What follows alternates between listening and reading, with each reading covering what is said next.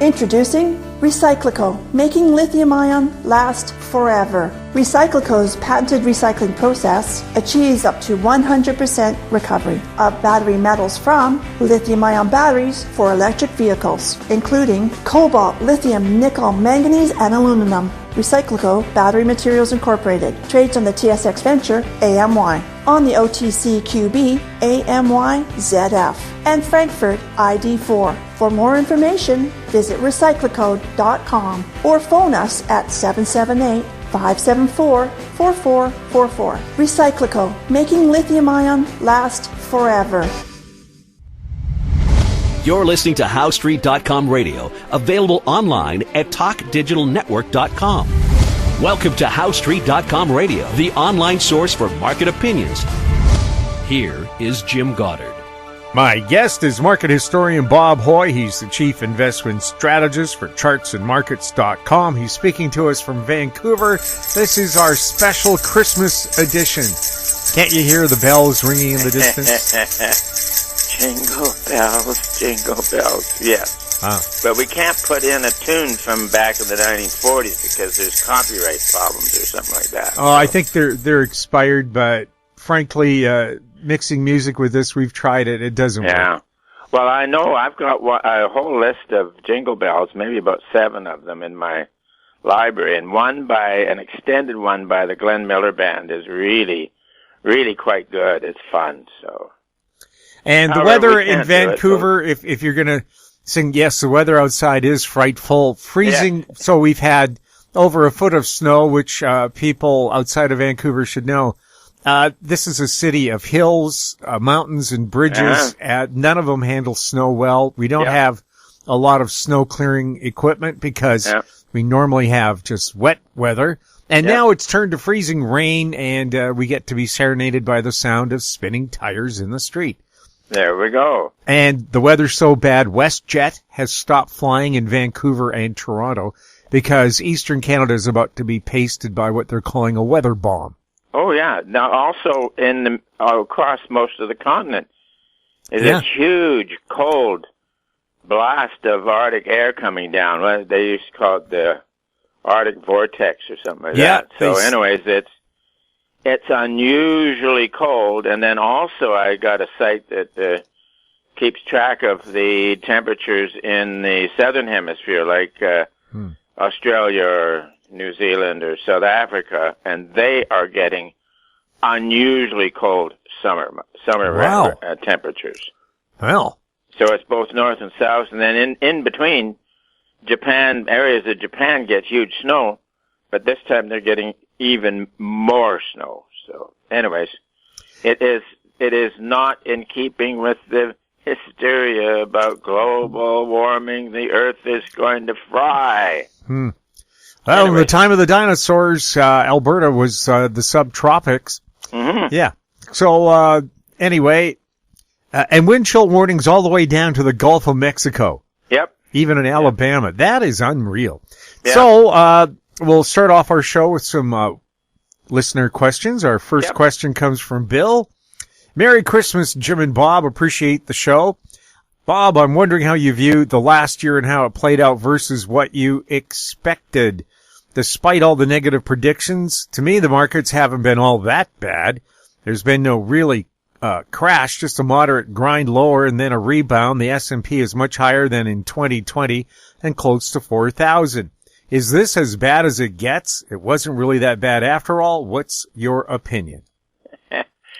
Yeah, gosh, it's interesting to see somebody was looking just at the S&P or the Dow, but there was the bubble was incredible with the .com and crypto and FANGs and all that sort of stuff, and set records on the way up and records on the crash down. You've had the biggest crash in the bond market since the 1930s. It's been fascinating. We had a headline the other week about hardly anybody got it right over the last year. But no, we'll back it up. In December, January, a year ago, we had noted the that often you can have a market phenomenon complete in January. And we cited gold and silver in 1980, and then the one that was interesting, of course, was the S&P, the New York Stock Exchange, setting its high in January of 1973. And then we had the upside excesses, where my colleague noted that and said for the S&P, eventually the decline could be as much as 50%. So we had the beautiful highs in January. I remember January 4th or 5th is when the advanced decline line broke down, took out previous low, and that was important. So then the first half of the year was the worst for the balanced portfolio between 60% equities and 40% bonds ever. So it was an interesting year, and individual issues, as I say, the big names, FANGs and all that sort of stuff got trashed. So the features of a post-bubble contraction is a lengthy bear market. So we have one figure for a 50% decline and in the S&P, and then the other is typically a post-bubble bear market in the last 3 years. So we're only just 1 year into it, and recently everything kind of got oversold in October, and we've been kind of a relief rally since. But bear markets take a while, and the idea is to sell when you can rather than when you have to. And so we don't do an outlook for what the price of the S&P is going to be at on December 31st, a year hence, or what the Fed funds rate will be on December 31st, a year from now, and that sort of stuff. We just plot out where we think the markets are going to go. From the overall is a 3-year bear market, and within that there will be some oversolds, like in October, and some overboughts, which could appear soon. So, it's a bear market, and it will run for a couple of years yet, my guess. Bill goes on to ask, what do you expect for 2023 in the markets? Is this consistent with your call for the end of a financial bubble? Thank you. Yeah, we've kind of covered both parts of it. Yep. Our next question comes from Michael. Yeah. Hello, Jim and Bob, and happy holidays, and thanks so much for the insightful podcast this year, as in past years. My question's for Bob. When will it be time to go long with the U.S. dollar? I've been surprised over the dollar's recent rapid decline given the falling equity markets. Yeah, okay, we'll stop there. Yeah. When the DX rallied up to 114.75, it got very overbought, and we called for a correction. Now, my guess was it would go down to 108. Ross's was at around 105, so it's been down to 104. It could be getting a little oversold in here now, but we're watching for the opportunity to make the call for the rally, and that'll be accompanied by erosion of further erosion of commodity prices and another setback in the stock market. So we're watching for that. I would say that the DX at this 104 level, it did dip into the 103, is getting a little oversold. So we're looking for a bounce in that one. Now let's go on. Another question from Michael. Where is the Christmas rally? If there is no rally this year, then where will Santa find all the coal to put on the stockings of all those leveraged equity accounts given the ban on fossil fuels? Or is Santa's owls at the Federal Reserve just a bit behind in depositing candy canes into the stockings of leveraged accounts so as to provide the markets with one last sugar high this year? Bob, where's Santa? Seasonal poetry. We love it. So, they always call for the Santa Claus rally, and I know that Ross's work ages ago identified that many times at the turn of the year, you can have a low for the small cap stocks like the Russell 2000, probably in the middle of December, and then a rally for the low caps relative to the S&P. Sometimes it works out with a rally for the S&P as well as the Russell. But hey, this year we've had our rolling top bear markets, a whole list of them, and it's in a pattern where the probability of a seasonal rally for Christmas, hey, we didn't, I don't know, didn't think it would work out. There's been some bounces, but really what happened was everything got trashed into October, which can be a seasonal low, and then there's been a fairly good recovery in the senior indexes. So, but generally, as we've noted with the previous question, we're in a multi-year bear market. Andrew has a couple of questions for you. In the past, Bob had mentioned the gold-silver ratio as a metallic credit spread that in boom times would decline and in the post-bubble contraction rise. Given that silver has outperformed gold recently while oil and gas are retreating, how does Bob interpret this occurrence? Yeah, the gold-silver ratio is a good guide. And yeah, we do call it the metallic credit spread, and it, in any kind of a bull market, will narrow as the number goes down, and then when it goes up, it can anticipate the next hit to the markets. And but there are times when it kind of wanders around on its own. But it worked for us earlier in the year, and we watch it all the time. It has come down with the relief in the financial market since the oppression of October. Hey, I like that, oppression of October. So we watch it, and when you can get into a severe financial hit, which there could be another one, and then what you can get is you can have a day where there may be very little change in gold's price, but a huge drop in silver, and just like that. Now, this gets all the better when the silver bugs come out and say, oh, there's no explanation for silver's weakness, because they have not done the research to understand that the gold-silver ratio is a very sophisticated, as we call it, the metallic credit spread. Yep. So it's generally doing what it should be doing. Second question from Andrew. What are Bob's thoughts on foreign bonds? Can they do well during a post-bubble contraction, or do they have to be in the senior currency or issued by the country holding the global reserve currency to do well? Yeah, you don't want to mess around with any bonds anywhere other than as a trader.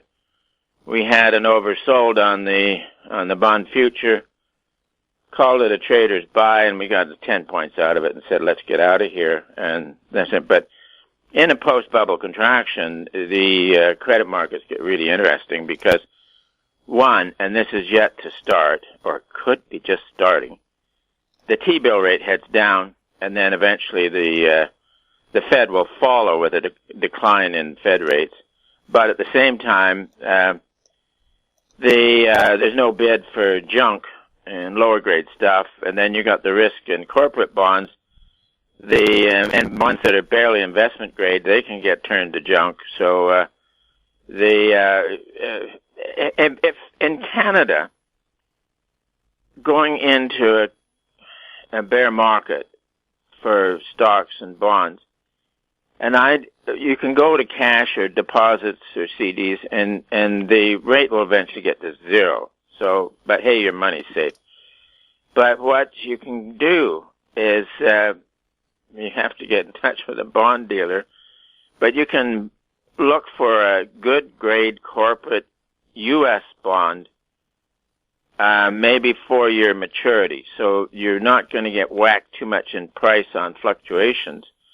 But in 4 years, you get the bond redeemed at par. So if you're buying it at a discount, so you get one a higher yield.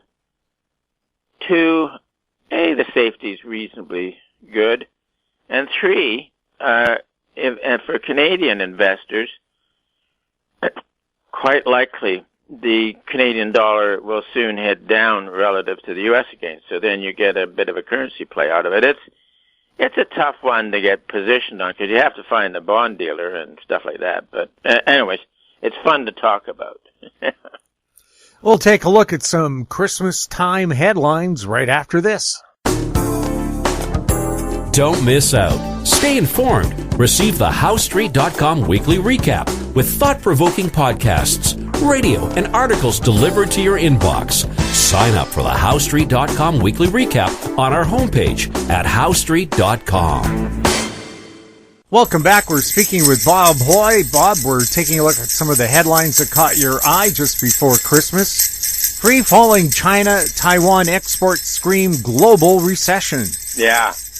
Yep, that says it straightforward. Taiwan exports into China gone. Now, the one before that, I like the play on words. The Great Fall of China. Weakened President Xi faces being toppled. That's interesting. Yeah. Well, do you think he has? I mean, we had the COVID protests there, so they've eased up the COVID things. And now COVID's marching through China, where they've had a very ineffective vaccination program. Yeah. Well, I think on the bigger picture, the prosperity in the southern provinces of China is amazing. And, of course, that came from Hong Kong and Taiwan. But Peking, Beijing, whatever you want to call it, is still communist, and although probably the higher-ups are probably on the graft something huge with all the money. But anyways, as the China post-bubble contraction continues, the guys, the communists living the good life in Beijing are going to want to continue that and want to tax, and the southern provinces will be hit with a recession. So I can see a protest. It's already started. It may be focused on COVID, but that's just the focus now. I think you're going to find an anti-big government movement out of the southern provinces that will overwhelm the communists in Beijing. Looking forward to it. Central banks are now stocking up on gold. You'll recall Canada and the UK got rid of all their gold. Yeah, I think at the time Canada wanted to get into a G7 or a G20 or something like that, and they put the leverage on Canada and said, yeah, we'll let you in, but you got to sell all your gold. And then also on England, when they sold the last bit of their gold, that was with the collapse of long-term capital management, the LTCM thing, where part of that was somebody was massively short gold. So they had and then also there were central banks lending money to the guys who were running LTCM. And indeed, the Bank of Italy was foolish enough to take an equity position in it. So it got all the central banks, and so they went crazy, and part of the deal was they had to drive the price of gold down, so England was selling theirs, so that whoever was short the gold could cover without too much unpleasantness. How was this year business-wise, do you think? Oh, we've had some very good calls over the last year, and the other day I wrote a little piece on the habit of people in our business to come up with a level for the S&P at year end, so a year from now, or a level for the Fed funds, or a level for the long bond rate. And decades ago, I got my start in the business by taking the metals research to some of the very big mining companies in Vancouver, and I got to understand how they work. And of course, the accounting side, it only wants to know the average price of copper or gold at the year end, by the end of the year. That's all they want to know. And then you've got the treasury side and marketing side where they are interested in price swings. But they would go from supply-demand analysis, which is very slow and inaccurate, and you'll find that you get major price change trends that with the analysis of supply-demand are way behind. So it really doesn't work. So that's where I got my start, was showing credit markets and currency cycles and base metals and gold and all that sort of stuff. So within the corporate world, you have in the accounting side, it's year-end that matters. And then also, and it seems to spread through the major brokerage firms, where they got this crazy idea that you want to make an estimate on what the S&P is going to be at on December 31st a year hence. So, and that's a futile exercise, because you could get to December a year from now, and the market could be going straight up. Hey, it could be going straight down, or it could be going straight sideways. So this is where I had a bit of fun with the outlook for 2023. And the conclusion was that we'll just watch for, we're within a multi-year bear market, and we'll watch for the swings from overbought to oversold, and that is our service to our clients. And as I said a little while ago, it's best to sell when you can rather than when you have to. So even on rallies recently, one would be wise to take some money off the table and continue to build liquidity, because as this bear market extends, liquidity will become very important. Bob, thank you so much for chatting with us, and Merry Christmas and Happy Holidays. Yeah, to all of you and your family and our listeners out there, indeed, Merry Christmas. My guest has been market historian Bob Hoye. He's the chief investment strategist for chartsandmarkets.com. He was speaking to us from snowbound and icy Vancouver. If you have any questions for Bob or any of our other guests, you can send them to info@housestreet.com. Our YouTube channel is Talk Digital Network. Find us on Twitter @HouseStreet. We're also on Facebook. I'm Jim Goddard. Merry Christmas and Happy Holidays, everyone. Comments made on HouseStreet.com radio are an expression of opinion only and should not be construed in any matter whatsoever as recommendations to buy or sell any financial instrument at any time. Available online at TalkDigitalNetwork.com. HouseStreet.com radio is a production of House Street Media Incorporated.